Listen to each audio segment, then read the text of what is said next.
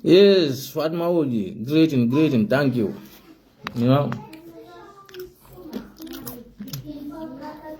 Nalbe Kondo, you know. Fatima, Brina de Saldaleba. Papa e mune foye. Ngama ngwene konina de janibe ko kele kare karsali. Acha ta sali jomu de sali.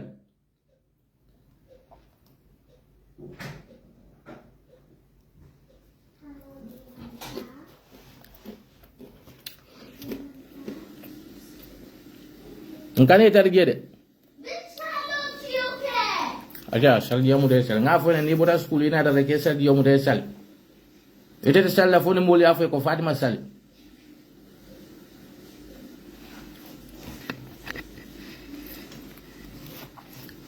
Yes, Nalbe Kondong, you know, my UDP families. Amobe Kondong, you know, Fatima, greetings to you, Lama Diallo, Nalbe Kondong, Usman Jiba, Yai Jada, Amobe Kondong, you know, I greet you all. After the Rakata Farm and Unity, you know, model beje yalo UDP ko le nyokanu bakele wala UDP dia we like each other, we love each other, because there are many people, many yalo ko be nyinin kaka e fama tan jelam be jang be faar njan tep nde ban na jang be janne tep UDP doron imagine fele nakasu kulo nyimika Nada do ka mol Kondong, you know. Na UDP family members all. Nada le kalu Kondong. E kamune lo ete sal ba. Får jag glasses också? Ja, sali. Wala mo na sal. Manda friseur. Ta ye sali Fatima. You know? Nada do ka mo be Kondong. Nga kata cool kele. Yalo UDP is a revolutionary party. May I go, you know, Ibelon Gambia doing leje. And then nothing is going to Fendeke may along Gambia will give up Ndila.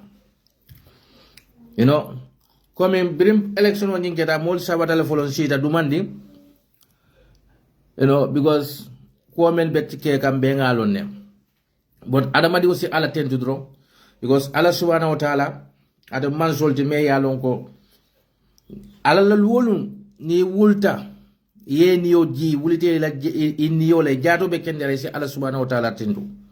because mbam fenke me yalon ko wala kinna ala bentel nga deserve le pour ala entuñi dunya jang men fanan tata amanke ye kule ke alala wala atina ye samba bar Allah Subhanahu wa Ta'ala tala wato mala watolti. So wato adamadi ni wulita drong ye ebe ni oji kan kairo ko ebe ni oji ka jada kenda ko alhamdulillah ala tentu. Yeah. Modol be je man dun no nyi ñu ya kono. Ya wisle ye la plano landi, you know. So wala gana ala ko makharu makharallahi wallahu khairu makhirin. Al balla plano laka ala balla plano laka, but he is the master planner. so wo kamala dum be UDP be kontonna UDP din woddinne mu de momo mu UDP te UDP sympathisal momo lo mu de te mu UDP te ka UDP le support nga be tentu mbal be jayla mbal be kontonna kontondiro sifa li yalo mbakila mo bela because patriotic citizen le malti UDP diuni nganyim fo mole nko let us not be discouraged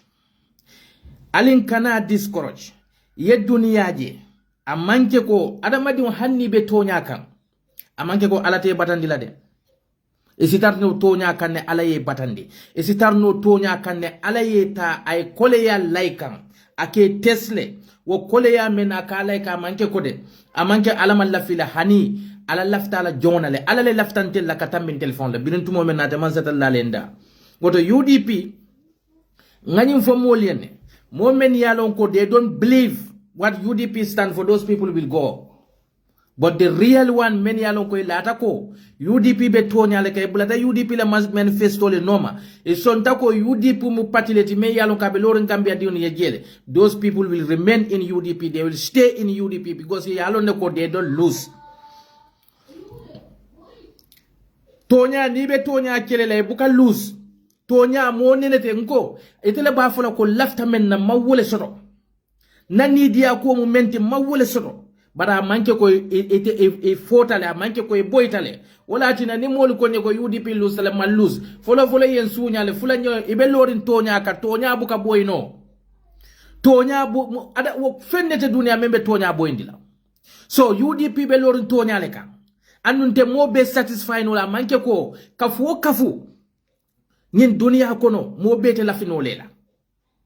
nyando fanan kilan kun kono le mo bete la finolela bari men man la fila manke ko wala la fi baliyete le temantar to nyaleka men be kuma kun town fola karajana men be kuma jawol fola naw manke ko ite mari man ta to nya kande e be to nya kanne nko ning ayatar ko ning adama di be to nya kan ite lafta ko kulay kawole sodo wallahi billahi nganyim fale ko kila sallallahu alaihi wasallam ya baramale kele dula kila jihadi joli ay jihadi joli lose against unbelievers men yalon koy mantar ala koto anika kele kafiro le ke win fo yakina kila give up talaba aman give up te because ay alon ne ko abe menka wala mutonya woto adamadi be fem ka manke ko moti ite kole ya soto no la jito woto UDP mu fenneti me yalon ko momo believe ta UDP la ko ndunta UDP kono because of Gambia la kuole la ndunta UDP kono because of muneketa UDP be Gambia diun la justice le noma UDP be Gambia la nyatu tala noma woto ite mari manya na lose up le nyanta jila ko ma lose UDP ma lose ngo tonya ni be lorin tonya kay buka lose ni be lorin tonya kay buka boyi molle kamra koy ite be lafta men ne lafta ni dia men ne mo soto baro makine boytale ning ayatar ko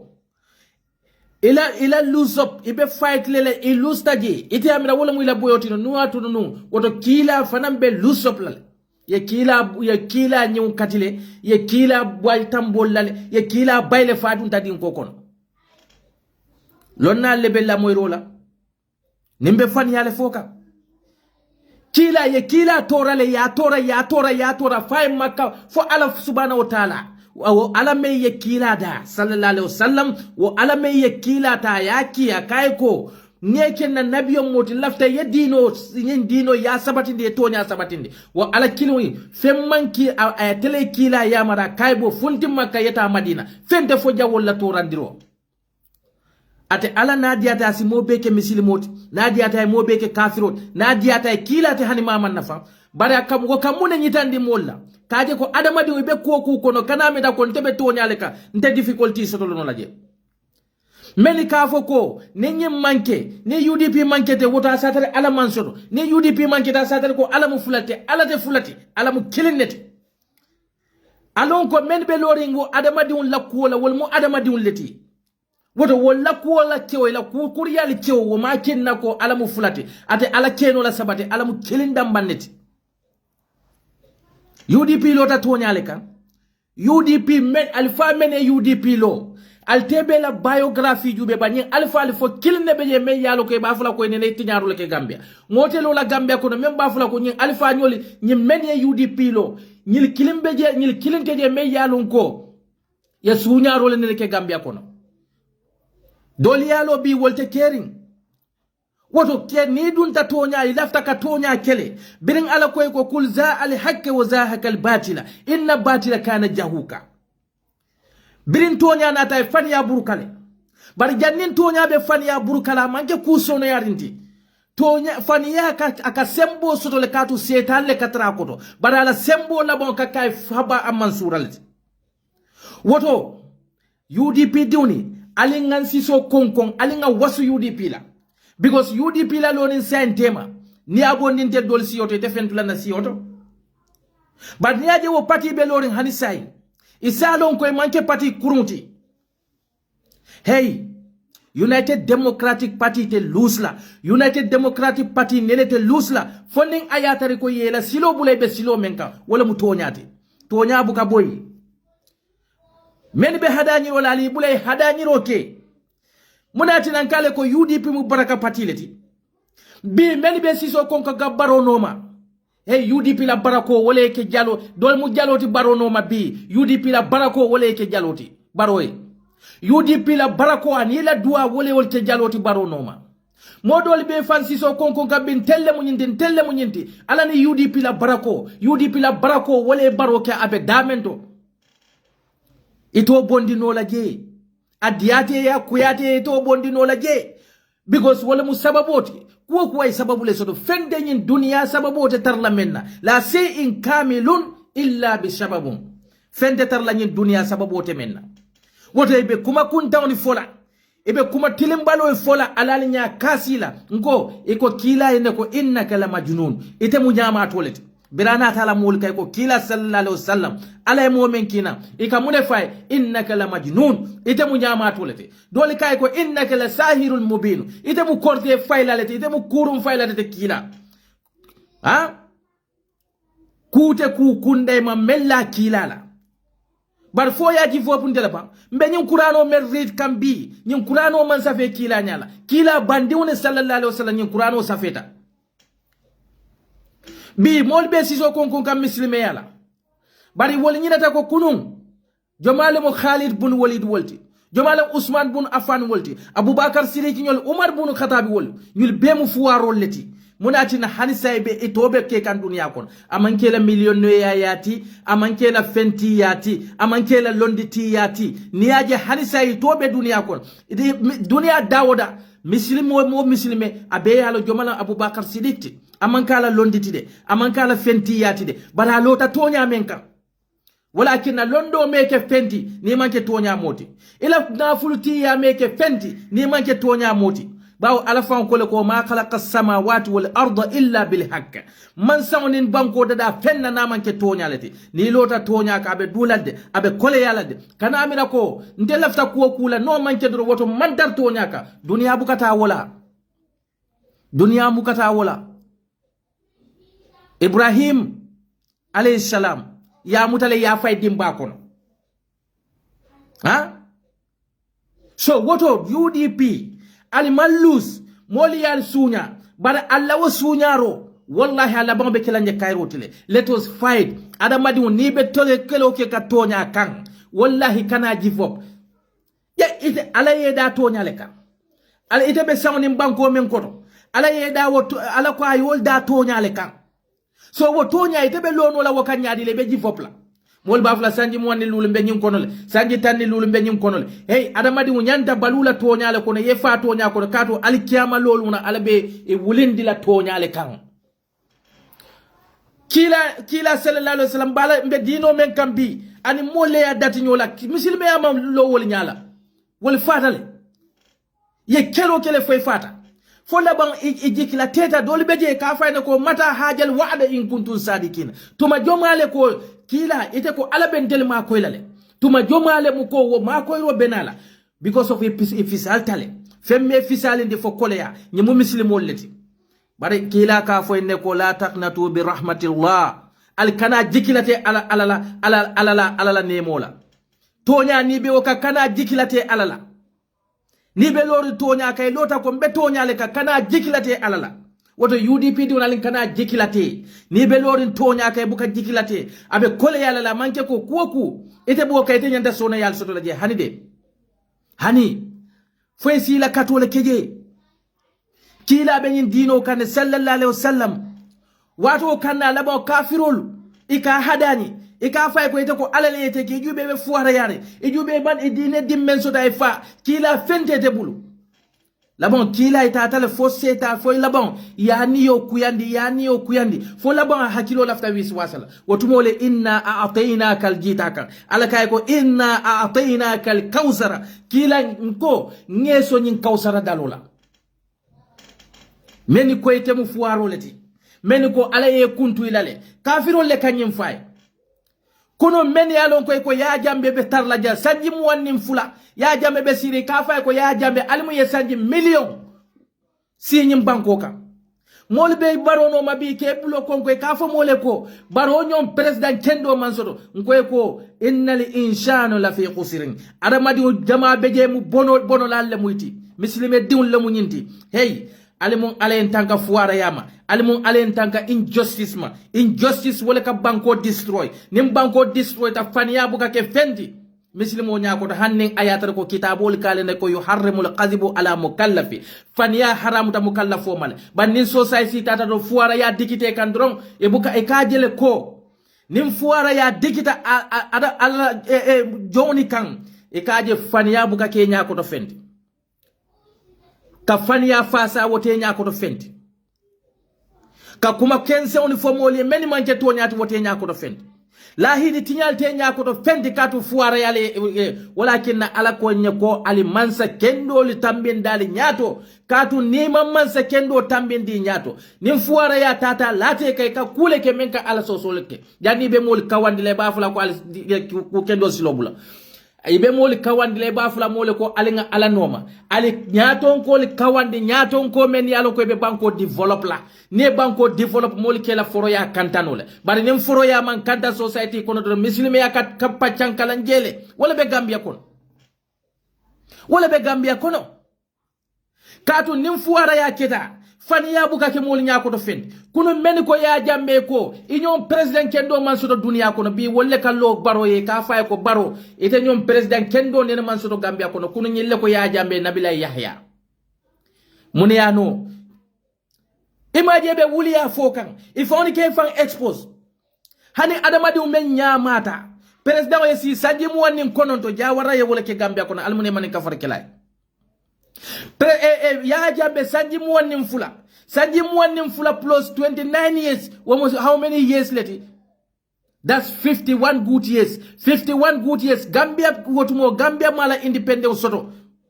Gambia jaya independence soto jawara man sakundal kono bi misilime di kallo afon kalon ko be men foka be fan yale foka afon kalon ko be men foka manta tonya foka afon kalon be men foka manke tonyati akallo aka fo mole ko ya president barola sanji nano ay men doku ya warani ya jambe kafo woli mo doku sanji tallul nin kilon kono ite fo nyantalo na fan yale moti do malle kanyum fo bi ali falle kallo misilime di ko mo misilime wolti wolle kallo ka wo fan yale fo mune akina fuara ya ebe faniya foka puriye balu ebe kuma kunta on foka puriye balu e kanne kali ala la woka wo kali yo wala bedda banko ka saraka bawo alaka fo mole ne ko wala la ta akonya wala taqsim billahi bi jahidu aymanukum al kanne kali al talala alla ni diali kan bi faniyate Gambia kono fendi jenote Gambia kono fendi bi moni niaje mo dimmu so ani kambano kane akafo ko mfama nafren la munyimbi ba nyemun kafu nyomalti ke kenzon ate haji kuma fola katu fuara ya fa baji kirine ko be mani boto soto la bulle kata le mansa kurun le fasa moli kallo ka faniya bal foy fon kalo be men ke kam be faniya la foka bari kallafika balu wolela bari ti amira ko wo banko mo le kata jame to kata duwalla wo banko mo le kata jame to kata sali e ka sali munele ite be diwon balonde ka faniya kodola ala ko yuharrimu alqazibu ala mukallaf faniya haramu ta mukallafo mal ite ka faniya fo pour yebalu ite la wo diw me yalo ko ba balonde ka haramu la ite ko ala ite la duwa jabe e ko ala yo ke fenti What a United Democratic Party, we don't lose. Let us not lose hope. This is our country. Gambia la duty lebe Gambia ding wo Gambia ding. Ala duty le karafema. Biring ala mantel adamadun dada. Birabena adamadun dada la mune fonye. Janning ala subhanahu wa ta'ala.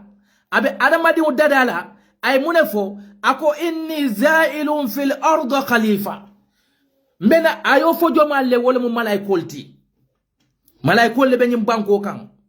Bari ala ko malaikol le ko mbe fenne natindira wotumo ibn adama mahandada. Akai inni zailun fil arda khalifa. Akwale ko mbe felle natindila jang. Mbolle marandila nyim banko la. Mbolle kila nyim banko kan alfalti. Wotumo malaikol le be nyim banko kan. Bari biring ala subhanahu wa ta'ala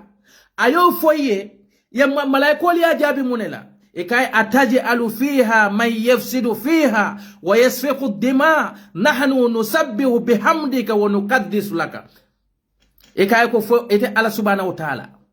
ite be fenne natindila jamba men yalon ko ibe nyo konna ibe felle natindila jam men yalon ko ibe nyo yelo bonna ibe felle natindila jam men yalon ko ibe kelab nyim banko tinyalalte walakin ala ko adamaduna la tusidu fil arda ba'da islahiha al kana nyim banko tinya banko dadarin ko la katu munekita alay da felle bondi jam men yalon ko la yasuna allah bima amaru wa yaf'aluna ma yumiruna ibuka kuwa kuke nyim banko kan ala me yamar men wala kita malaikolti birin ala walakin ala ka fala adamaduna la tufsidu fil arda ba'da islahiha al kana nyim banko tinya katu nyim banko aliyata dadarine muneka banko tinya wala mudaji ko kurunti e man Gambia je bi nyo konnante ya siyata je mol ba fula nyo item mandin koleti mol ba fula nyo item fuloleti mol ba fula nyimbe mu bani adamaleti bari imaje ndamboni nka mo kurun tambe fasa kam fente fo konnante ya naje kila kale ko lata baqadu wala ta hasadu wala ta najasu alkana nyo kon alkana nyo kajafi alkana kenyo ko hasidi lalti alkana kenyo dabar lalti ayafo nyine kamma because ya adamadi muje nanti kon nante ya tata fatal sonno mo kono dron albukeje no koteke alkamuneke alikata aldamba on men yalo ka telle nyanta nyo ma ko ila kole ya watola atelle damba on nyanta nyo tilindi la silola bare al konnante ya be faral sonno mo kono alte tonya geno la koteke alkana kule fasa me yalo ko wolbe kila telephone la toro fole te Gambia kono bi akoyta Gambia di on mal ko baro mano bari imaje ka fo mole ko mandin kol sose du tok fi sose tok na fi sose togut fale sose togut du suma affaire du sa affaire du yenen sa affaire moy ni Gambia na dem ci kanam Gambia na isi way ya nga lene sose do tok fi way sose so toge fi way ya leg sose togut yenen ci ku tok loy def beleg yangi joy marché bi defa dewew marché bi defa fenke marché bi defa lek ali ko ale mandin kol sindi la place otole fine bari ngamira ko I hope ale mandin kol sindi la place oto nyame ali benna leptanul fanan sindi la place oto wonyale we have better hospitals baro ali ko ale mandin kol sindi place otole e ali sindi la place otole fine it's good but I hope so Allah marasi oli fanan ale mandin kol sindi la place oto nyame I hope ali balla marasi oli fanan sindi la place oto wonyale ngale ko Afrika mansa kundal nyom mansa kurul tekeri nyin dunia bankoka bari ala ko mbukan na manto jamali mbukan na mantol tora mbukan na mantol halake fonin tumo men na mantol tata ila tanyo kay ye tonyero fasa wotumo le ka halako laika halako manke nyinde be banko le tunen nalkan hanide halako mu menta si kole ya lankan ay konko lankan ay kuran lankan te men jaranola fole te Gambia bi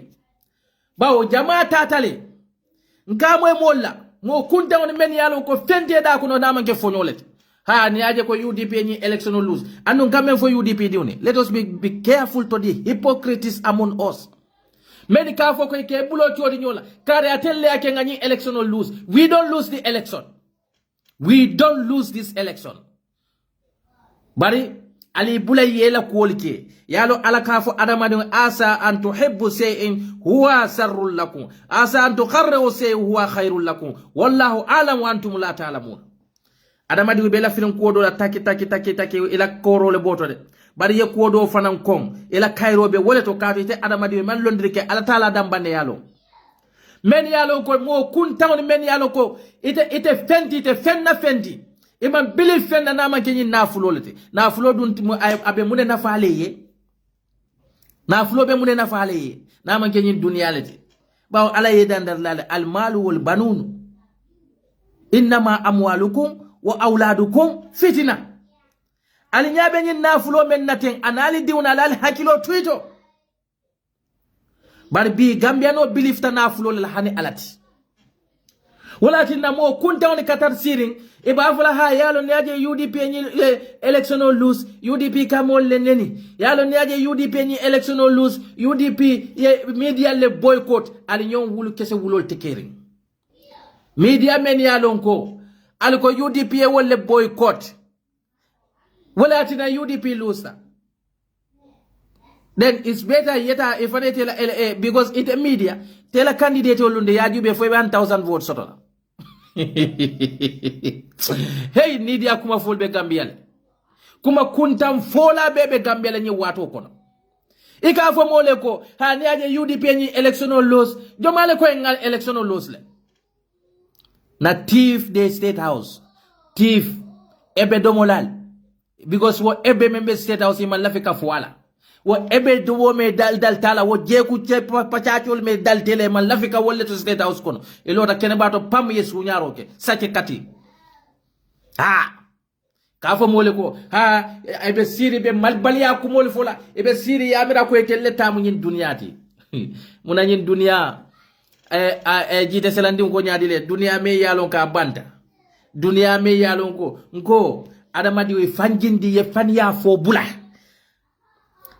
kitabul ko yuharrimul kadhibu ala mukallaf fanya fo haramuta adamadi mukallafo man bari te ke baba kada si forumol ke baba kada si medial to ha yalo UDP sen saga mota den lose election UDP sem boycott mota den nyaka election ya fen kat yaw ya gena mun fen yaw du dara du fen kat sa media bobu bu nga wani UDP def ko boycott mota den lose election demal atodu tabase ye nyininka those the name of those medias because I know that 99.9% of our electorate they don't have access to those medias. They don't even know those medias. So how can you there's something that you don't know, how can that make you to lose the election? If you go to Basse, they don't know those so-called medias. If you go to Badibu, they don't know those medias. If you go to Kiang, they don't know those medias. And you can just, you have go to come and sit in the media, spew nonsense. Ikafo moleko. Yalo, UDP nyole media le fenk. Ite la media fon mete fon keno fent. Wobe mo keno la fent nyadile. Ila media. Me yalo kwe ikafo ka nga wole boycott. Wole atinante loose. Wo mete fon keno fenti. Wobe gam jomale keno la fendi bari kuma kuntam fo adamadi kuma yata keba ko to kuma yata kuma kensem foyen yalo ni lafta nafiko lonna nafiko kana kafo eko UDP kaneni no leke wole lusin ndesan hey Gambia wallahi Gambia la ko bala fa wara batale muslimu munafik muslimu say muslimu sake katay muslimu fen kati mo barsi Gambia parce que ite ko man demade saga motak denyo nyaka election way yow rey kati ñoo neka NPP you prefer dead than insult mo meye mo fa alade ay qur'ano kona ko mo meye mo fa ijomu jahannabalati tawnde haka bari ngajele ko mafo ko APRC kolle moye molfa bari on the APRC government Gambia diun fata wo government le koto under APRC government, wale Gambia doing slaughter like animals. Under APRC government, wale Gambia doing full bali dun na Gambia. Under APRC government, wale Gambia kiol muta ke sene. Under APRC government, wale Gambia musol muta ke rape. Under APRC government, wale Gambia doing la cordal sisibul nedial ka. O APRC wale la NPP ka. Ite misilime diun. Nyembekete inya beje ya sede arol nati la TRRC wo mete balbero faila wo patiye kawo molta ko take ke sembentuya mo fala pati ke ta ke sembentuya bari ite sina fako neniro wala kina man pati ite nyom muslime na fi ko te keri inyom muslime wala kina ala subhanahu wa ta'ala man salamati de yalo ala ko innal munafiqina fi darki asfal minan nar nafikol mumo be itelle betalla jahannaba dunkiol be dumala ha walakin kunafikiya ku den zero sirim ba ite misilme diun ala ko man katala nafsi mutaamidan fadadaahu jahannama mo fa tawnte ya kay jobe jahannaba yobe lon kodi ala ko o man katala mu'mina faka annama katala an-nasi jami'a misilme kilum fa tawnte ya kona kamdal ko you kill the entire society, you kill the entire nation. So momen ye wo faro ke kafo me ye wo faro ke wo kafo eta ay kafu patima ite bero fay we e kan e nyaati li nyondo le ka fa atel kan neni roleke so ite nya mo fa wala dangerous ta dina neni rote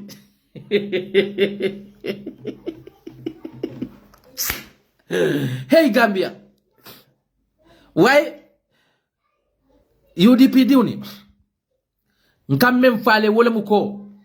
Let nobody frustrate us. Let us not give up. Nko nibe tonya ka tonya kele fojan nibe fala. Nibe tonya ka kana give up. Why will you give up? Ibe nyine ndiro la sanji tang imansay. Ibe nyine ndiro la sanji mwani luli meda hanyine ndiro. Ibe nyine ndiro la sanji tanzaba meda hanyine ndiro. Ibe nyine ndiro la ibe hosulo la sanji talul fo ala site malumen. Ibe tonya kelo la ikafo mole ko meda tonya kele. Bari ibe struggle la more than 30 years. Imeda hawa struggle le ma foko sain ka defense tol bari katonya kele iko batata wala le fayte malon ko nyim banko la hakole bete kamba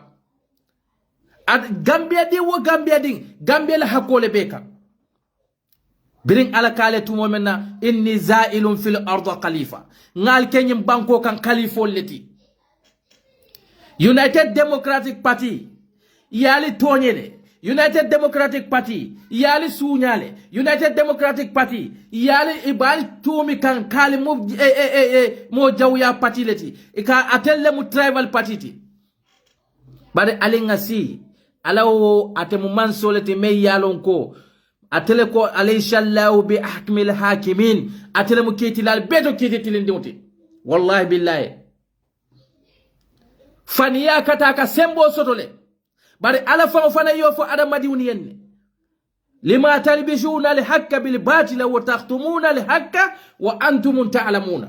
munaken albe fani ya tala albaski birindila munatin albe tonya tala alba dunnal siun koto albo tonya men dun kal siun koto ali yalon ne ko wala mu tonyate fo Gambia tole labiba wala tinna sanji tallul ni woro nyi nesono buka fanjarano sanji tallul ni woro nesono buka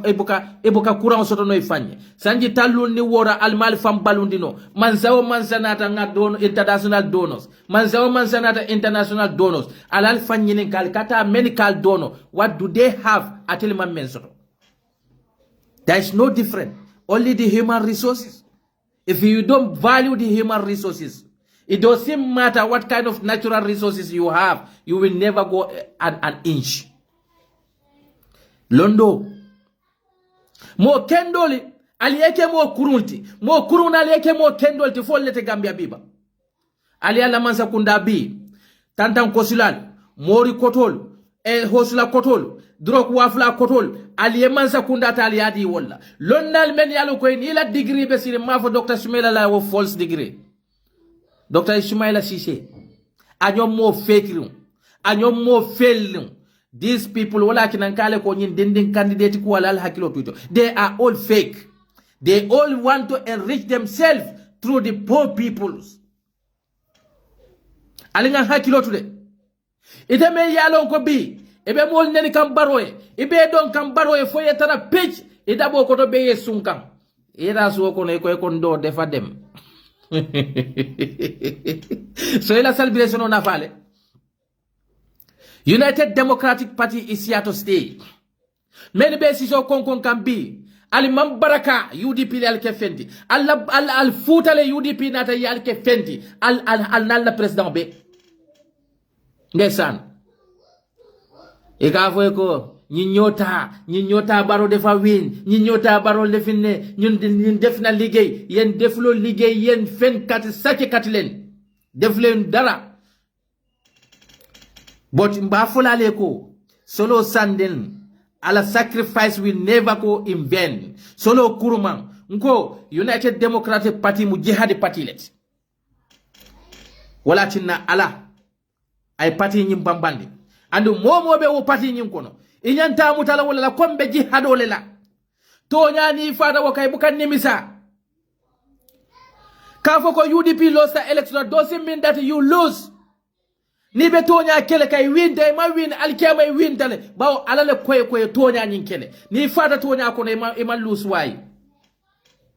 weda lola ñi ñota baro defa win ñun am ñum politician le yaw do politician le yaw saké kat la fen kat la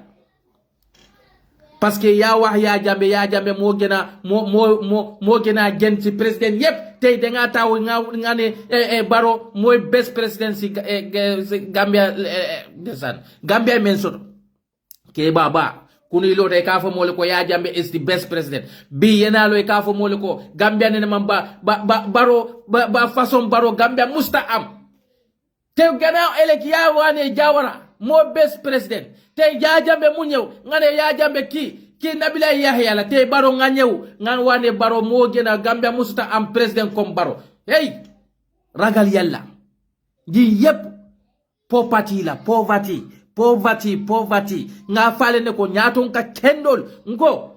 nyaton kole president baro manke nyaton kati president baro believe tamunela haftani dum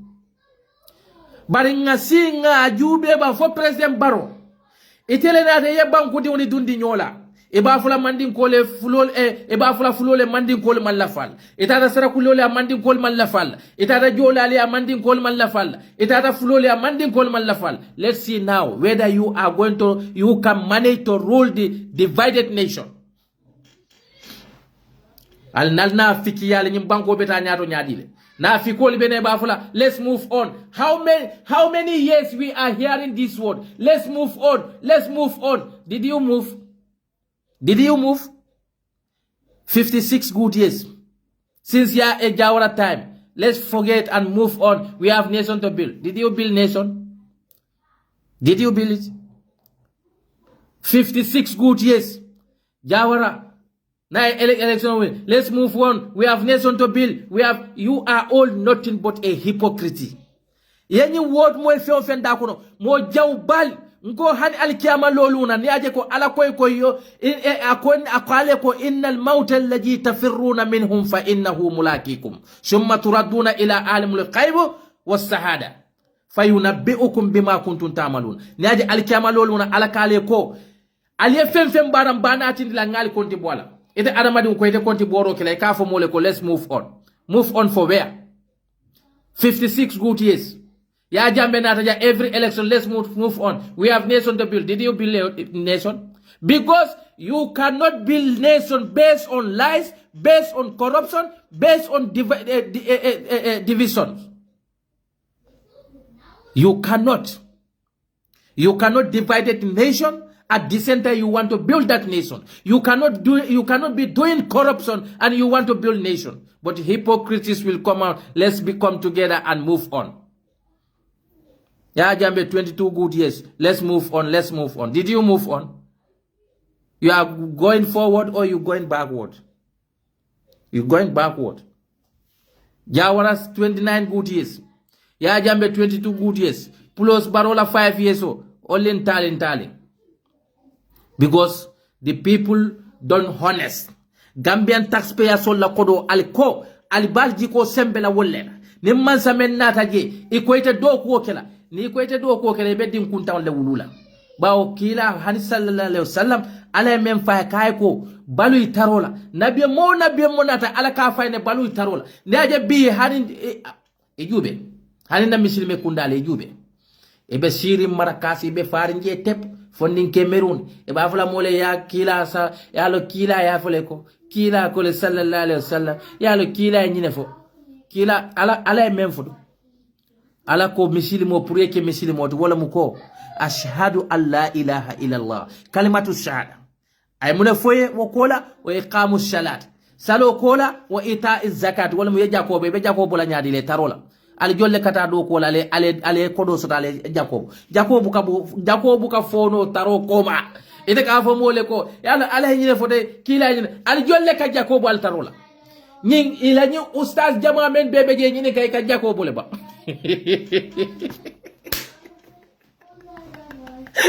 ibe jakabo bale ibe jakobu la nyaadi le bu kado ko ndella wo samasine lalmen yalo ko ye samasine ila samasine ila tiol ila nyol e ka jakobo ndi kon bari tebe siri misirol yalo kila sallallahu alaihi wasallam nyim fule ko yalo kila nyim fule Allah subhanahu wa ta'ala ala ko enne ko fa idha qudiyatus salati fantashiru fil arda wabtaghu min fadlillah nalente ala bato al tata salola alla sal dulalto al pareta salola al janjang al fonti jamion kono al eta al harjol nyine ete be sirin jamion kono ya ndel be da walla ndel be da e be da wajo mal da wala tambita do ko wala do ko da wala tambita wala ye ete be kila sallallahu alaihi wasallam noma ala kay ko balu tarola kila e be encanto ke te ustazo ni ko e be encanto sinawe ingoni mfa jutu dan telale ne ala subhanahu wa ta'ala fa ya fa tel ulama oli ndel nyanta da wala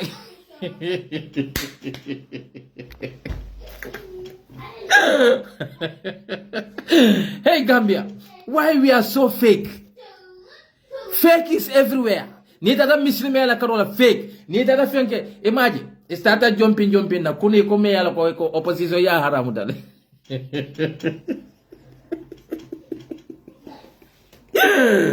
Opposition defa haram.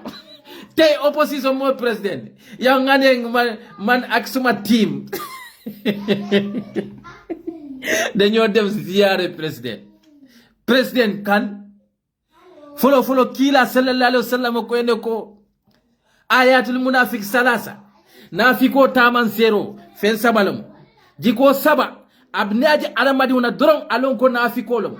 kila ko eja hadasa kazzab na mari diamu tadwa ka fani yale fo eja wa'ada fa akhlaf ni aye naye lahidi kula doron abe lahido nyin tinyalale eja tumuna khana naye ni naye kusita ka boy kotol baro nyin ay nyil beleke ite ustazo kata baro ya adu ala ko kitabo lefo ako lam yazi alullahu shifaa'atu fima tuharrimu alaykum ala tal taman ser la fiona me yalon kate ala subhanahu wa ta'ala yo haramu yandane male ni de ko opposition ya haramu dale say moye wo haramu role ke fo atata ay president ya soto tuma joma lo haramu ko ita kita halalot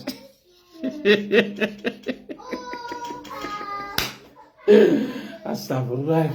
ko ga dibinka alnade ibe fundi wala na usasol ibe fundi wala na ya fala mole ko yala atele mujahilol leti ali ala mun mujahiliyat ibe fenkila ha alayko law anzalna hadha alquran ala zabalin la ra'aytahu khashiyan mutashaddian min qasiyati allah tilka li amzalan nadribuha lin nas la'allahum yatafakkaruna akon ning ayatarnu Kurano aya jindi bere konkole ka ebe bere ojila la bebe feten na komin koton di buna ebe bere ojila la be feten na ko koton di buna bare aya jindi adama di woni kanne purunga ke miral laldi e maje Kurano katare fari sondo mol kono tep ebe mol banenika Kurano be fari sondo mol kono tep ebe mol kajafika e Kurano be fari sondo mol kono tep e ba fula dole al mukafirol lete hannin ayatar ko wolte kafirolte e ba fula mole ko al kanal li dal fa ne li dal soso ye ala soso jomale foy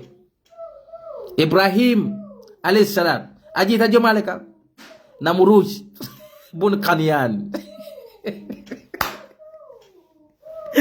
Musa alayhi salam ala yakina ajamalaka Firaun la'natullah alayhi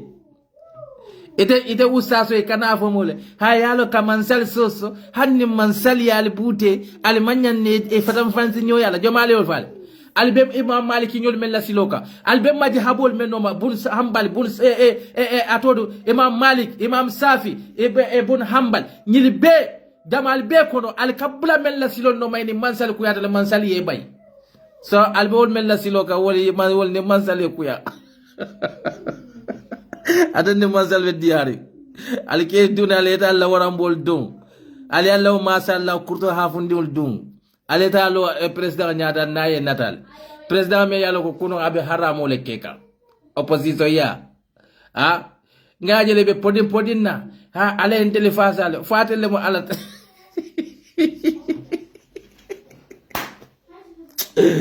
sorry why Gambia is funny moli nyakata tonyale keko di tonyala hanni ayatal ko qur'ano be fari kunu kono ejo muslimu e ke nyaatili le ko wol manke ala la molti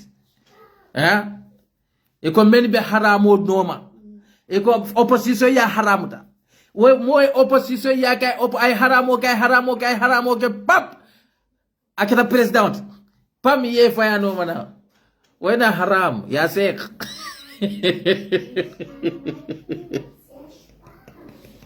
hey al tulumbula al nyabe UDP men al te kuno la UDP ma because muneketa wo UDP le ba telephone la right fight kay ma de bial kan lo jamol dal be kawandol kala men diatale ala ne UDP ngol ngal ko jihado UDP ngol be jihado la solo sandenne afata amanfa na fulku kande amanfa kay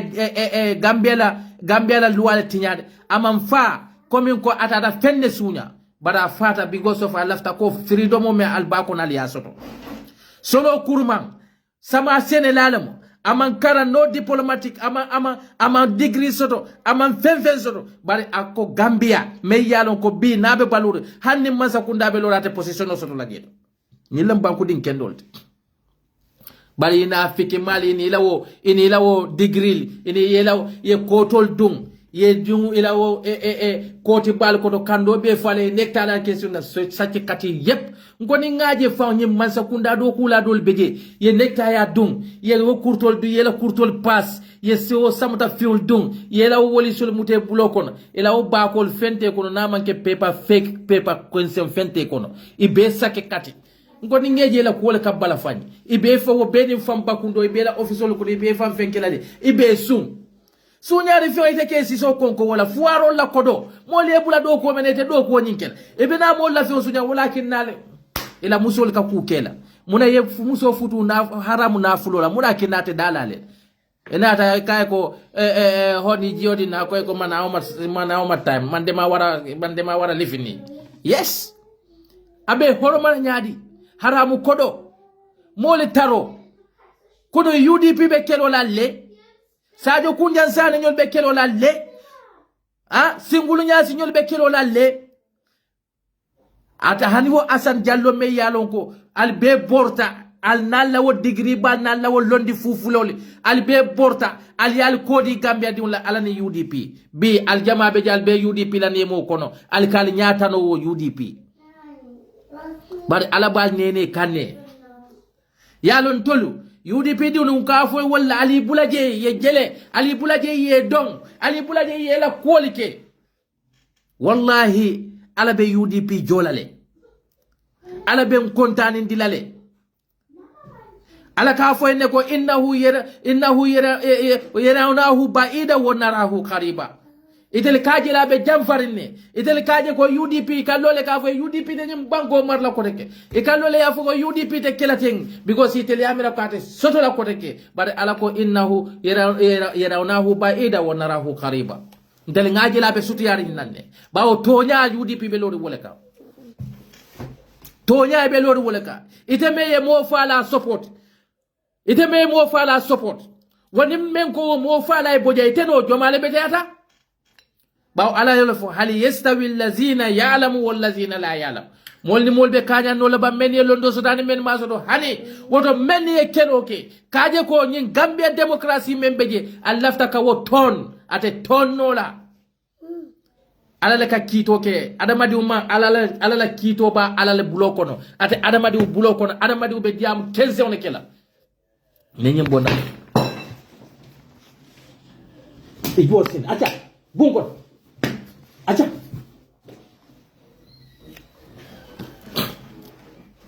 al sorry mi ya fene to boto jam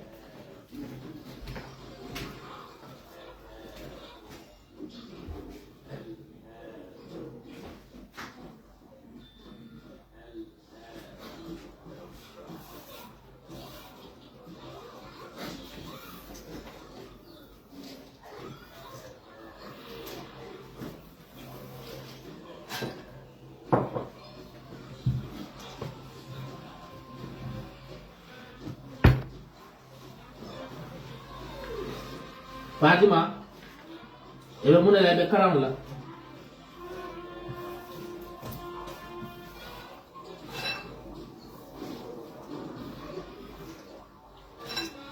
ebe mun karaka usasi men kine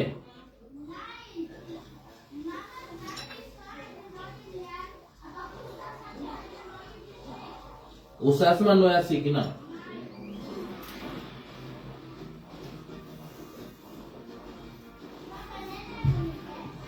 nene na da janaye ay ni tiya fa bolo le kikana ka fay banko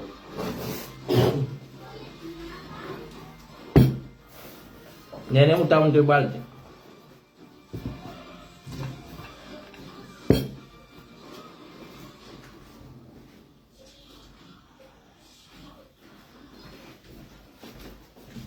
ay papa la fen ko da be fay banko sorry you know ha comme mbeme fokandro kono APRC la o bois ne mira dahaba wala mam jigen jay wol bi wala kesi so konkonde because President Barrow is ungrateful. President Barrow mu moleti me yalo ka buka kunullo adamadi membu ka kunullo mo kende tati bari ala subhanahu wa ta'ala wo be kito kile ni UDP ko tema wallahi wote bayla bawo kunu Gambia diuni ko pati me yalon ko mallafi o pati la bi ite o pati le murundi na bigosi ko sembo nyim betele bulu dia ko yakono ka o pati sindi wo state house ko no ko take bara la bombe kile kunkan ni ala me mantabe wo state wo mo meni ngay bondi semboto wolle be murota le be kanate la darati ate bayla wo APRC kolu wolle be kanate la wo state house ko ate bayla e balon nako ala mu mansolati me yalon kata tilintale ala man la fi tilim balyala bari Gambia diuni men yalon ko bi aliyamira ko aliyanyin ke UDP le la ndesan andu Gambia musola fo mandia bari atelle mu Gambia problème Gambia musolo mba mañole na musolo alla ko bala fa wara batale bi ni tata leptano to Gambia leptano to ka musol letal fari ngeni diwni tep ni tata mala soto ka musol letal fari nge tep ibe struggle kan mol ko ngal bondi wo problème o nyin ko nal ko hani a dol beje be tula jele ha be baron te lafta barola ite lafta barola bare ndesan musola atelle diwni kanna duma silola musola atelle diwni be faka sahara kono musola atelle kel ka fa sahara kono ka muneke e ka lafile ko bata men balika yabo dalika al diwni al sibero fay president Barrow na la minister sol wal diwni ka visa leta bara atelle men be donke al diwni kanda duma silola dol beje ka fawo duma siloka dol beje fata jiyo kono fende fo lafta ka atelle bali da hande bara atelle ba kilun le kanna o manza kurul ta ke fasa mol la bankoka andu nyina mu tonyati de ni afa ye alay mansa men sinde alay mansa men sinde alaye o mansa sinde kete toral kodi al te bala fala al diwni ite be bori kam baro noma baro diwte Gambia bi ibe bori kam baro noma baro me be bori kanoma bari muso me yalo ko kuna buka tekila ko do fan sotono wo bena futu stola wo te flyol ta kata America kata sopin la ite be la gadi no ko be la saman dawalo nyininka wo mansa sifa mansa men nata sanji nani sanji lulu 200 million wala batala ala fenko kono bari tebe akor gor ka fu nyoma ka kodo di diwna ita duma silola bari me mirako mbe kodo men di kanyin na pour kata duma silola abeda ka banko men kan natar wala musole wo mansa kurun ne fasa komi mansa kurun men bentel la banko ka tele wo mansa kurun men fasa munal diwni alba la sanul wafla ba al diwni ta wo bankol kamba munatin albukalla sanul wafal ya fal diwni alta mali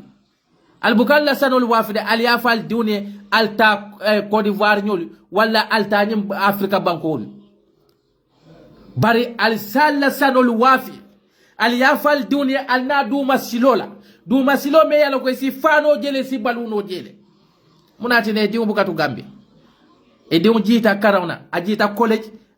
ano atara police yala Gambia police ol kamune soto hani tafas Gambia police ol albuka tafas le soto fek albuka fen soto bari adama di una ngani yodo beje ala ke jo wala bawo ala ko ma asabatu min shay'atin famin nafsika adama di ko ya do beje abote fonde bala mambo ala bala nin ala ko al kana man sa kurun support al ka man sa kurun support al be nyon kale ko e kanyin tribalism men fa be na fikiya be wuliya mandin ko men be masakunda ko ne kata tuki badi mandin ko le la pour woli e fasa e kata kuriya la masakunda ko fulol men be masakunda ko ne kata badi fulol le ya fulol e fasa wo kuriya kan bara tel men be fasa la fasa ro al kamude sotoje han fe wo mandin ko men ba fule ko ha yalo mandin ko be nyim fulol men be masakunda te lafta tel bodi ye wulu kessa wule wo fulo men be mansa kunda ko kata wo fulo dolia e ka fole ko ha mandin kol yalo e man lafintel fulo la ala fo ye wulu mandin kol nem fulo le mune soto wo sarakullol men be je sarakulle danda e tar mansa kunda ko no e be sarakullol yusla e ba fole yalo mandin kol man lafintel la e fan ya kesa wule mandin kol me kon fulo me kon ngalla jikole kon bari afrika e betenne e ka kuriyali ke yete sembe la siyol koma pour woli yete fasa wo faniyaka kila dun ko kulul hakka law kana murla to nya fo hanna be e siwna ko ni mandin kol men be masa kundaten e beta ala beta ibadi mandin kolya ha yalo nyim fuloli atel mandin kola al nyanta baro fasa la katu baro mandin kolti yalo nyim fulol lafta kila tal ta e wulu kese wulen amantar na fikiya kola te fenna ala palaso kola amantar fen kandaka ataka mune fo baroye item atel la kuoto alla leptano la kuoto ataka mune fo baroye jeto idi una kanan kuwa ka mune fo baroye jeto ite fo na jata kenda ka mune fo baroye jeto hani feng bari fina fiki malu wala tinna ite baraka dim fanante bole bala nyim mansa kunda do kula dol bejeto ite killing ila joma mensi itata e self ba katan lo me yalon ko more than 5 million dollars le dun dajeto Gambia diun be kumbo ka leptano to me yalon ko imam massive fango soto me yalon ko less than $100,000 ite mandin kadi fo male ñom mandin ko lebe torare wo leptano ite fula di ñom fulo lepta batare marché ko no bari na fikolu isida lo ya fo ha yalo fulolte ñil med belo ta mol ñatilo na bira amad jite at yalo ndesane Gambia la ko bala fa warta jite ala musoto Canada jite ala musoto Canada jite ya diwtu Canada ala muso niaje ko jite hanyita ala muso bula Gambia ala musoto Canada kari jola be sirin Gambia because ayalon ko Canada la condition be nyama yolelo bala ite muso membe Gambia wo jite kanalo ite nyata ko jan leptano be betearine munati na ya muso bon ama muso muruni na Gambia bari kene bato moli kal nene ikatara kuma furun folale albe bulo ko sile noma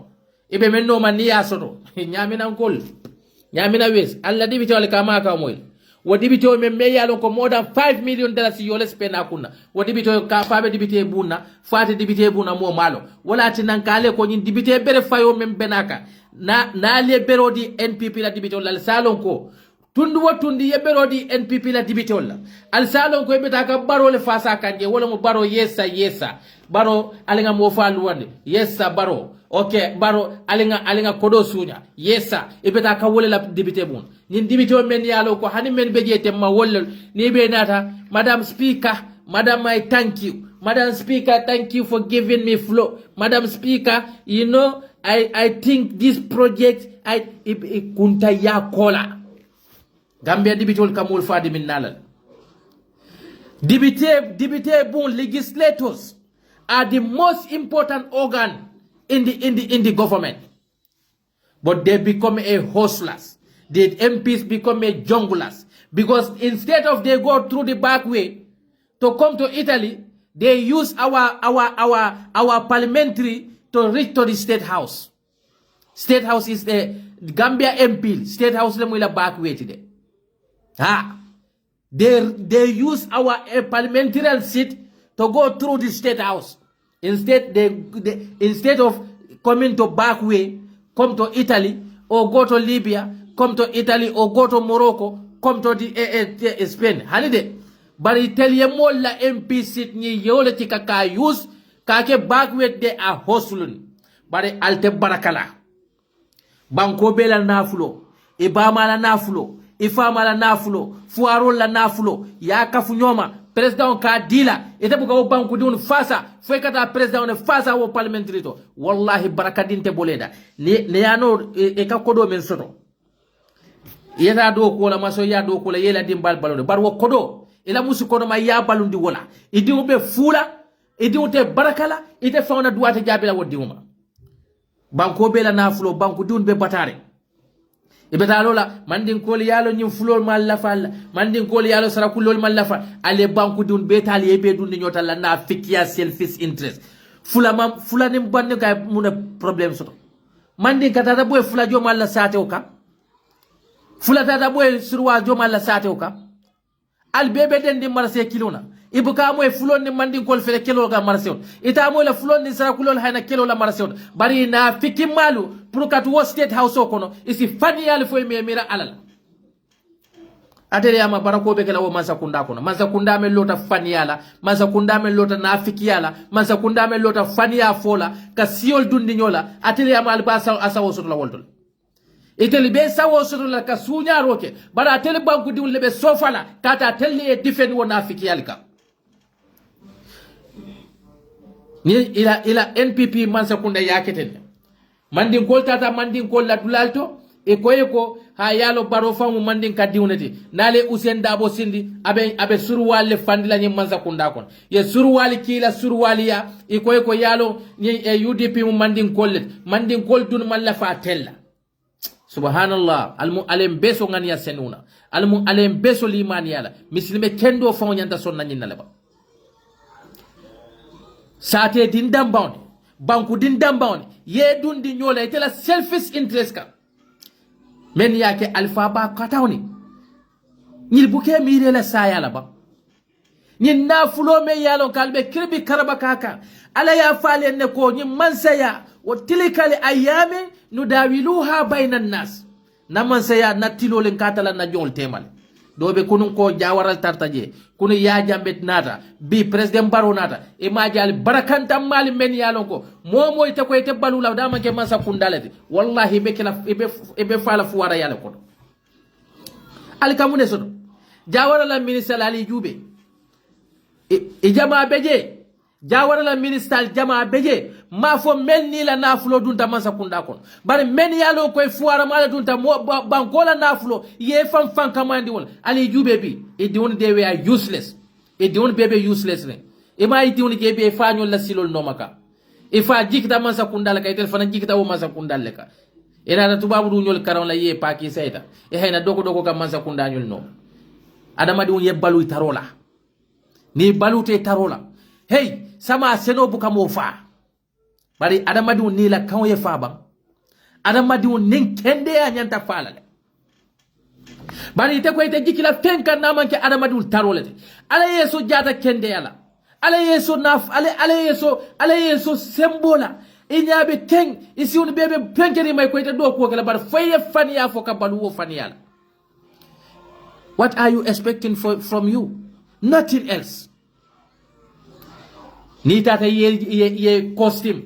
ala tele Gambia muso dol fana be jalla ko mbala falti ila ni fake costume wala kal bulal be bulari no ma e kar mu ngi liggéey banki e kar ki ministry finance ministry liggéey way ki fa afanam abe kodo su nyala je e defana mbawla e ki ayam defana def de e ka fu nyaade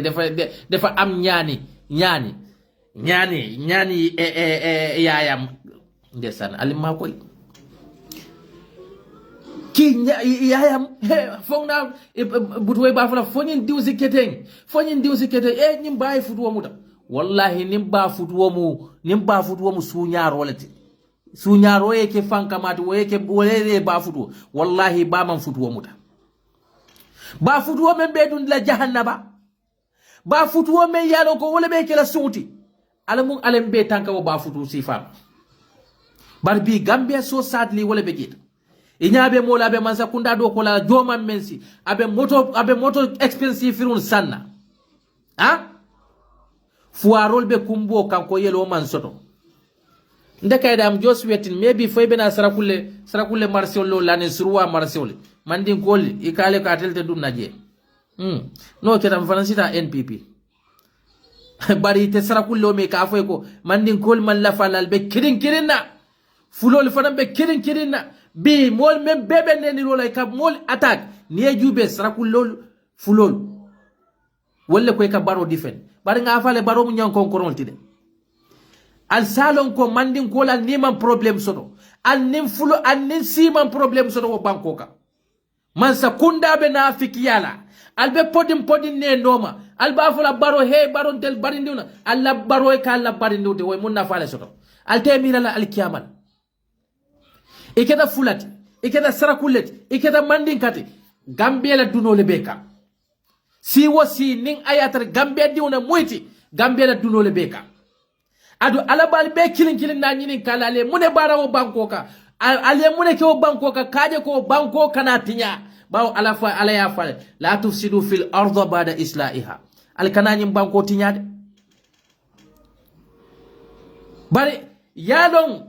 malaiko le men fo alay wala be kere ikay ataji alu fiha may yafsidu fiha wa yasfiku dima nahnu nusabbihu bihamdika wa nukaddisu lak ite alay be molle natindi kanyim banko kam men yalon ko be yelo bonna men yalon ko be nyim banko tinyala men yalon ko be kelanyo konnan tolleti folete kerimbi wa kuma kan misalo be Gambia baro yin kuma kan befo kila ko sallallahu alaihi wasallam kala hido tinya mambedeya ala ko lahidi tinya la be abe nyinin kale la lahido la bar bi men ka fonde kala Allah kala rasul wala fon ke bori kata lahidi tinya la ya e kay ko be ko ma be ko wasine e ma fo be ala ko ma be ma fo be ala ko ma sama al kammo al mamo ya mu jamo ko nolati ma al mamo ni state house ko nolonde Gambia dam bang almamul kanyo kaf ñom Gambia dam bang sekul kanyo kaf ñom itaji la Senegal itaji la Mali in fact Mali la ñi military coup d'état be almamul le fontita ye ko ñi lead ni dada Egypt mede Hussein Mubarak bondije Muslim Brotherhood they are Sunni group but Gambia Sunni wala ko nim president ye lapi ya fa yesa nim president ye tulo fa de kay yesa do kaf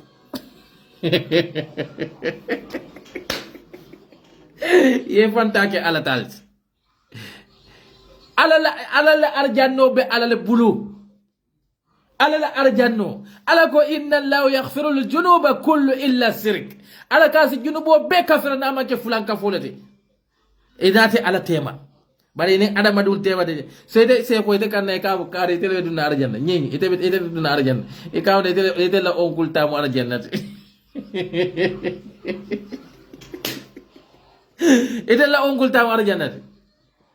sekol ka tilimbali yake ni yake ka fo ko ifele sekol neni la alla ben telefe sedan be jomale fe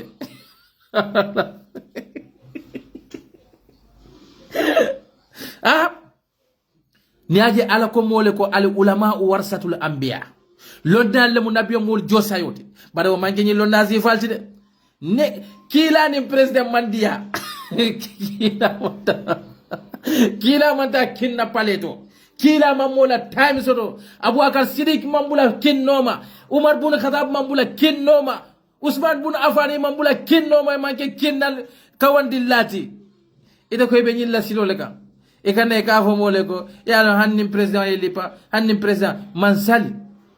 fo mansali kamol balundi ba alka qur'ano men karal fon la kawandi qur'anul faali momoy biri musa tata fir'auna kantumo men fir'auna e mune fay akai alam nurabbika fina walida wala bistu fina min umurika sinina fa'alata kallati fa'alata anta min alkafirin akai te fir'auna ha fo mesute ntele balundi jang na man saya ko nge balundi nge dañini nge ke ko beti yemo fan na man saya ko de kafiriyata e borta e murta na e kafonte ko ale kina fir'auna kay ko yeme fo to nyala fo de akai ana idamu in ana min ad-dallin akai yeme fo mu to nyalde baro waton tarta filo le kono bari akai tilika nema tamunnuha alayya an baddati abani israil akai ko bari kan nemo men fo ko tele yo kende ite fir'auna tele kan itele ente balunda akai fir'auna e man balundi musa ne ka diam fir'auna kan ten nin del labi se ko labi sitalo ya fo ya se ya lo ibuka diam man saka wonyama ya lo man sa ala subhanahu wa ta'ala ya fule ko nyantan na mansol kela ten bari musa yo le fo fir'auna akai tilika nema tamunnu ya alayya e kanyi nemo men fo itele ente balunda akai fir'auna e man balundi akai ko e man balundi fir'auna akai tonya ila man saya koto mbaluta wo watolla ila man saya koto ite nga domoro ke wo watolla bar wo domoro men kanante bari israila ko la doku fewna mote adu musa tonya le fir'auna la tabir la bani israila ko lo fir'auna la doku la bani israila ko lo fir'auna la kantar la bani israila ko lo fir'auna fa buka dabo mutabulo la fir'auna buka doku ke wo ka fo moy ko nge balun awol misalo fele gambia president baro ka fo mole ntele nyinke jomalle mu namu jolalti yetalo president ha yalo seko mbe dani kanne yalo na lafta fenna fali ya do man fo president bawo kila ya fo sallallahu alaihi wasallam akon ganna gambe muslime ya be upside down ye dino ta ya be upside down ko mamnuwa ko dolbe je ko halal ko dolbe je ko nyindo haram me yetel febo ko halal même metel febo ko haram kumo men diate ko ya sheikh barakallahu fik bari ye kumo men fo ko anta masdun ya sheikh men hende men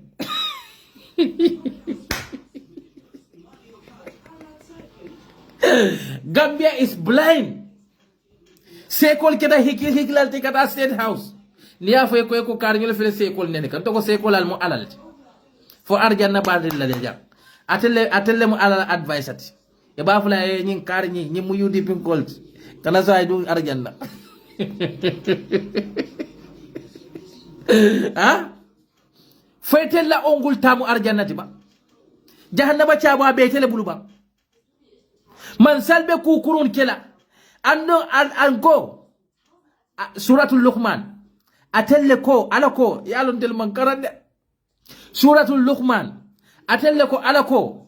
akon wululal folo ala men fa ko qada rabbuka alla ta'budu illa iyyahu bil walidayni ihsana al kana fewfem batu nyin dunya ko na manke ala subhanahu wa ta'ala lati bari ala ta'ala baturo kola al be jomal le batula alla wululal al nyinyema ala ma fo mo jam president ida se ko kanay ka mo le ko anim president ko bop so le president le mbejje nga wa ko def ko fi so def ko fi nga wa ko def ko fi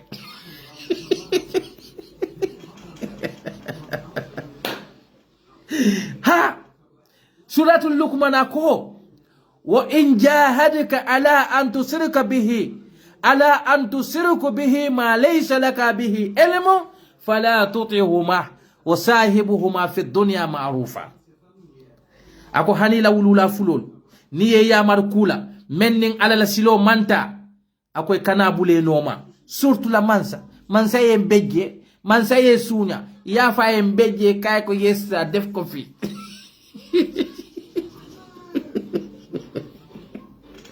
ah yen ben façon seklen mol ben nakelo ke nganna kelo ke albe sirin jami ko dal ba fulani ko nabila yahya albe sirin jalbe ah albe sirin jal ba fulani ko nabila yahya so kote ke say mole nabila yahya bondi je albena kote ke alba fula mole mbemba adamal nada bemba adama be suñarola 148 million e corona kodo alusta alke diamulal ne bemba adama yole suña 148 million corona kodo bemba adama ya suña telle donc mole suñaro mambete adu alako atelle ko alako la taakulu amwalakum bainakum bil batila alko qur'ano lam al kana nyola nafulo do mo batara yakon ala le afode nyindo mo qur'ano bar kitabo fanan ko fikko ko la taakulu amwalan nasi bi khairi tabin nafsi imam maliki la kitabo lo mot al kana mo la nafulo do mo memmanke ni yolla dialti folete gambia so mbemba adama en la nafulo do mo tilim baliyaka moli anyinin ka wala tele ko mol manyan no nyinin kala nyanda dala ngafa ko ya rais wallahi ya rais mbe dani kan alla usas ndion alla talibe ndion al katali ka den kilo la ya adama baro barakal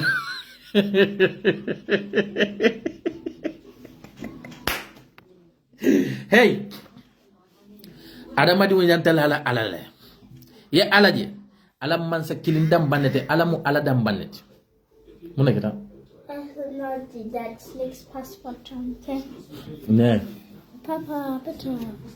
ich weiß es nicht Fatima ich kann das nicht kannst du Mama fragen nein Mama ist in Arbeit acha ich kann das nicht okay so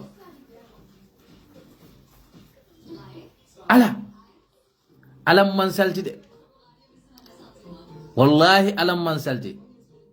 naji ala kale ko fala tuzakki anfusakum wa ala man ittaqa al kanal fanjay al kanal fanke ko telle tamu alat al kanal fanke ko koma telle sudiyata alala kato ala yalo ne jomala silata tanya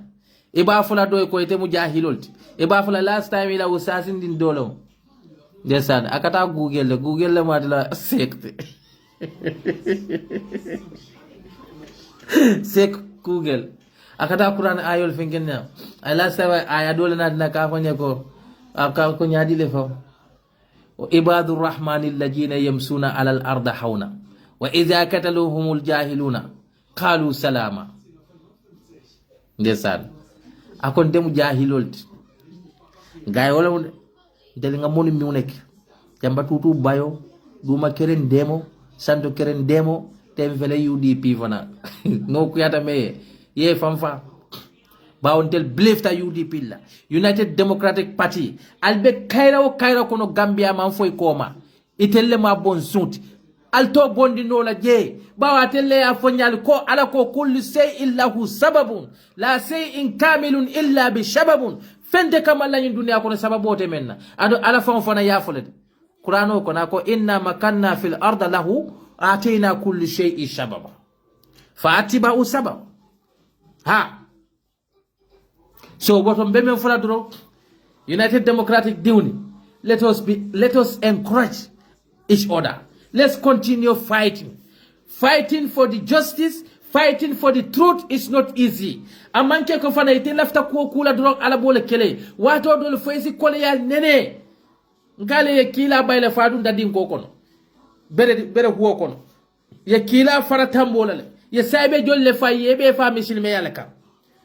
nadiata alal du nadino mota nadiata sa fo asi wol proteklete fal bar jannibe kusuta fo ye kole yani nene wo kole yani laba mu kairoleti men bebe kuma kuntam fola UDP ha neniro wala ati nay fota nimme ya fala fa ye wul kese wulen nafiko e kamo nafiko dambanelat bawo nate ko UDP neniro wala ati nawul fota bal Qur'ano kono de ma moy ko neniro de inyanta mo dundila kono jahannaba wala nalon do man futa woto mankaran bat nermal lon namo de koy e fele be kar dundila jahannaba nen non la hani ngalon de neni wo mambete ya mo manya kake bare alay kudan tan fo qur'ano kono bi gambia di unal bo mo si falle support ka folo ala ko man katala nafsi mutaamida fajajaahu jahannam mo be mo fa tilimbali ko ne jomu jahannabal baratel be mo fa lalle support kam biko nge bondi je mo faale kamma ma fuko APRC be mo falan but APRC la executive they were supporting the killer. All those people were killed under the APRC government. But the hypocrites will come and tell the people, yeah, these were ordinary APRC supporters. We don't have a problem with them. But APRC as a party, all that brutality in the Gambia were happened under their ruling. So you cannot clean APRC from the mess they create during 22 years. So if you voted for NPP, you vote for APRC, a killer party. Ite mari malu ika fa mole ko nyin domu nenir lalle wala tinan tada fay mo falay yalo nafiki yale mot ada madi men sondo mote balay ko right faniya fola mo men yalo ko kasiyol dundi nyola wo mete bali mo lota albe nya kiluna ka fale ko nal sonta mandin kol sita jang ite malu kata wo pati nyin sembentu ya bari ka fa mole ko neniro yesi fatam fan solon ala ko few men haramuta bawo alaka inna kalakina zakara wal unsa wa ja'alnakum shu'uba wa qaba'ila lita'arifu si fatam fanso ala ko ngasiyol danga kabilol da dangal ke siyolti pour nyen kamal signolo barwo be kola inna akramakum indallahi wa atqakum albe mo buñari unte alaya wala mo moti men silantante alanya bari momen yalon koy ala data kale ko wa atasibu bihabdillahi jami'an wala tafarraqu ali den ala taala la julula muslimul al jamal innamal mu'minina ikhwa muslimul be mu badinet bari modo nata koy ko hani ñi muslime dol ali jamfa wala man lafatella itata yo mo si fal sembentuye e kane ka foko nen role mbore e salon ko la ignorant anila hakil doya anila sonde me futa balia anila faham balia wala ka kene te ka wokuma kan bondi dala yani modol support wokuma kan bare na fi koli ni to bala atodo nyin tuba karandi men yalon ko na manke nektaya doni kos ba dunti fanda bulo fundo wa eta si ye fanke loyalty ebe angale kamba fola ba Gambia non tele ama angale kan wala kamba dunia development wala kina we are backwarded. Look at them, anything be happen la reta si wa media to ebe mighty tacha e ka fo ni dolle ma hani ni groupe dol ni lo mighty fo mighty tacha di wulati ñin do ñin groupe dol wala mo Queen Elizabeth mamari wulati ñin don wala mo ken malo ñaadi joma mamari wulati angale kan bawo tel yama that's the intelligent wata ni tata si office ite fenda da no le fanye na manke suñaro ni kuma ba fo musoliye ne ni la ko som dani ndenge ni la wo fenkol jebe siring medial de be fam fenkila fuara ya be fala ite sonnata la do kula ko ite do ku fonkeno la because qualification table na manke o paperlet mu loyati ta loya yala ye do ko ni ndebu degree holder you are just sitting, you don't have work ibeta sila mole mi da kuma ba kuntan fo comme tele degree wo mo qur'ano leti ha section kar ko tene section ala al ku kila si mira wala de atel jojol ala ko al salon ko ala ko ha man lam yahkum bi khayri ma anzala Allah fa huwa zalim momo ka kiti fenna alama men jindina ite mutonye dirlal atel jojo men yalon ko ite Asan Jallow ni la kafomol isila alkiamo mirade ite la alfa ya be tembo mendo ibe sonna dindin tolbe talabe ibe plendla ilafte ye menke ite kawoke ime mire ni alkiamo la ime mira kaburola kaburo dunte bayla sayate bayla del be kili wakili saya abembe tarlal bara ben tarla silo meka saya manke problème to bar saya be tarla silo meka adama di si hakilotu wala de nimmol yeke kiti bundato tilimmolu tema me do ko dila manke alata yetal balu kan jande be do ko sotola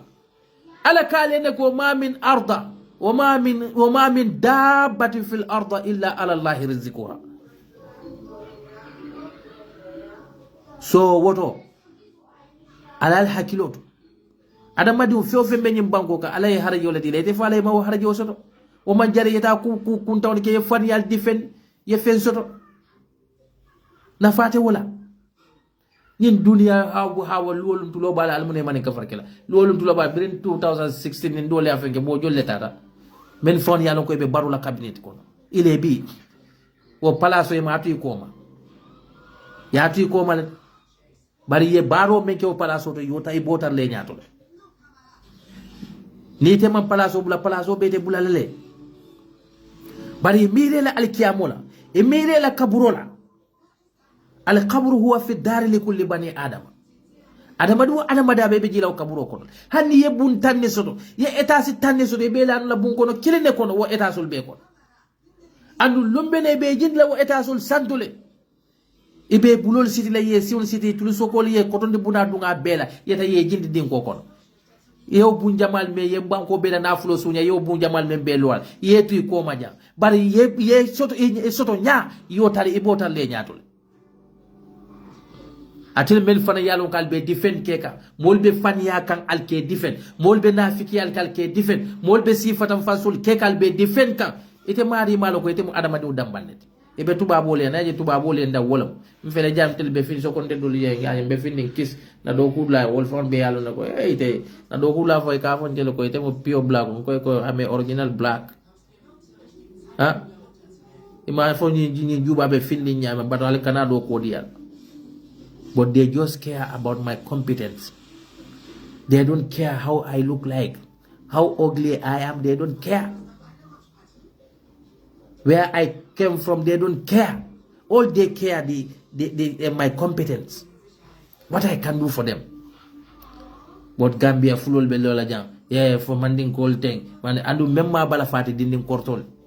Many along 96, 2000 born yolum. They don't even know what is politics is. Someone who is destroying your future. Itete keno la fendi la banko ka foni ese nandu masilo la bakwe wala alke fen. Al jama fulata Italy jalbe kulu bali alla jalbe mol nenika fende fo bakwe anin defle siri njam bakwe le natindi ja munem bayndi na banko ka kole ya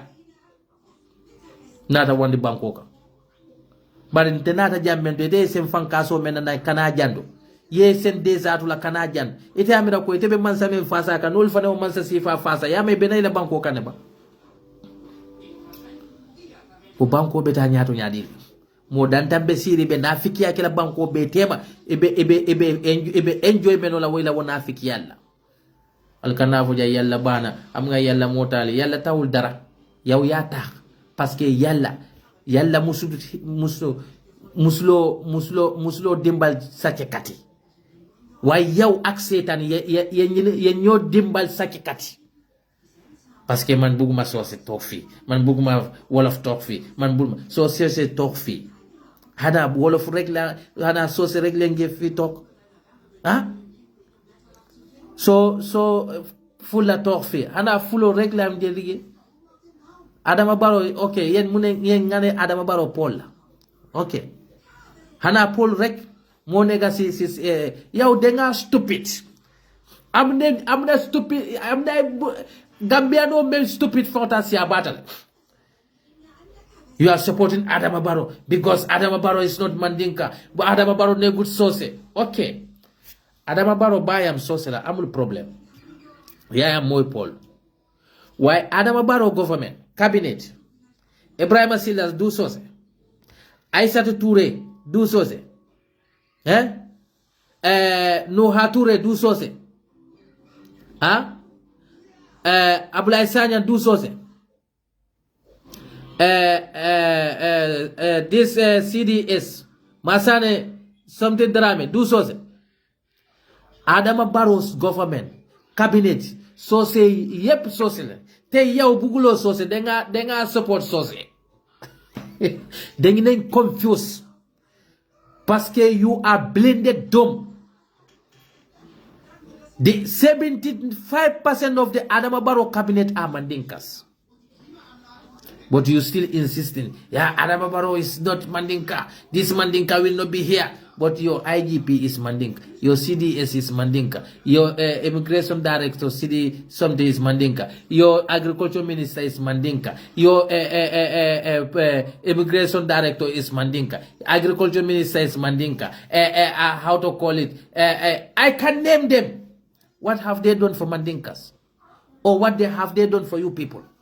They are all there. They are not there to help any Mandinka. They are not there to help any Fula. They are not there to help any other tribe apart from themselves.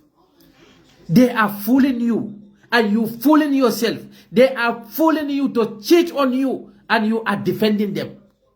Because you are dumb. You're supposed to learn. And then the worst thing is the intellectual, the so-called online intellectuals, because they are online. They all got their degrees from online media, online programs.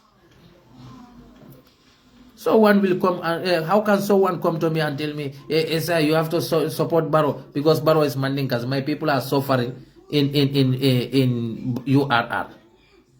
Look, go to URR and see how the farmers are suffering there. It's only Mandinkas are farming there? No. Some Fulas village, they don't even have drink water to potable drink water to drink. Those are the same people, they will go to those Fulas who don't even have water to drink. And they are sitting with their neighbors in peacefully. And you are creating problem within the neighbors because of your individual interest. Atel albetankala dimbamal. Faliyama alabesinola. Those that go to some villages in the URR, they are complaining ordinary wells. They couldn't get potable drink water. But you will go there and tell them Mandinkas don't like Fula. But you like Fula. Why don't you help them to get the clean drink water? Yeah, Sarakules, Adama Barrow is Sarakules. You will go to the hospital.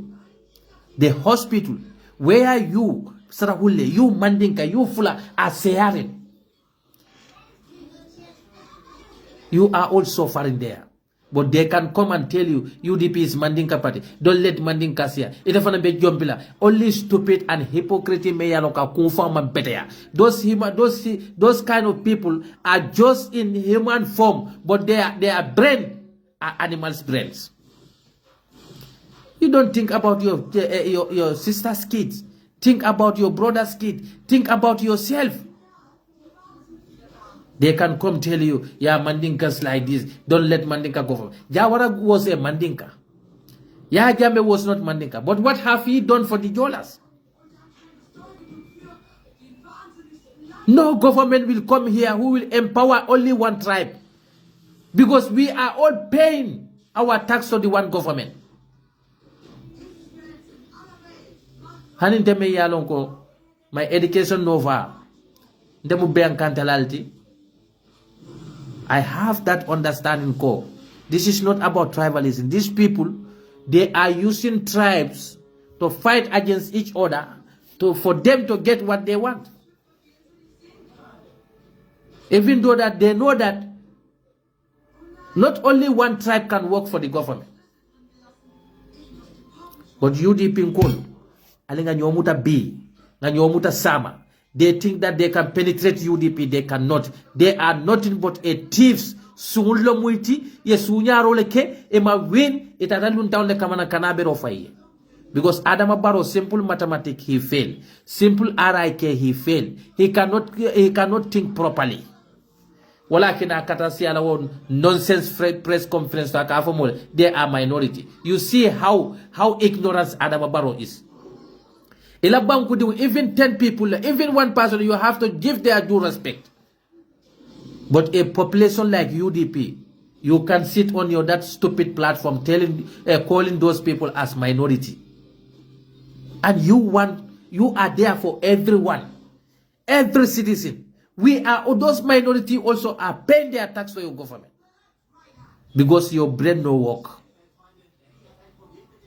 Assalamu alaikum wa rahmatullahi wa barakatuh. I'll be konto UDP forever. I'll kana so yal discouraging. UDP is here to stay and they cannot sek UDP ila kundi mu bemu UDP le. Ali bula yela nafiki al kejebol UDP, we will salvage this country from their these criminal people. Thieves. Bunch of thieves.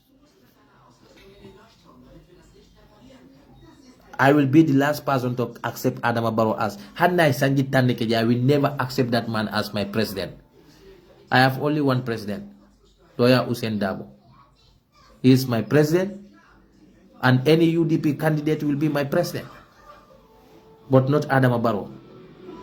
May God forbid, Hanna 22, 30 years later, that man, I will never call him my president. I have only one president, UDP. Not Adama Barrow, because I will never accept thief to be my president. I will never call thief as my president. A betrayer. How can a clean Muslim call betrayer? Someone who betrayed the entire nation and secondly became a thief, robbery, arm robber, electoral arm robber. How can I call that person as my president? Nonsense. Do I need anything from his government? Men be do ko nyina wala beta do ko la yaade barante esa jawla ko man kana niya moy be do ko dilanna. My president is Baba Hussein Dabo. Yes. Bye bye. UDP forever. Let nobody get fed up. Let us not give up.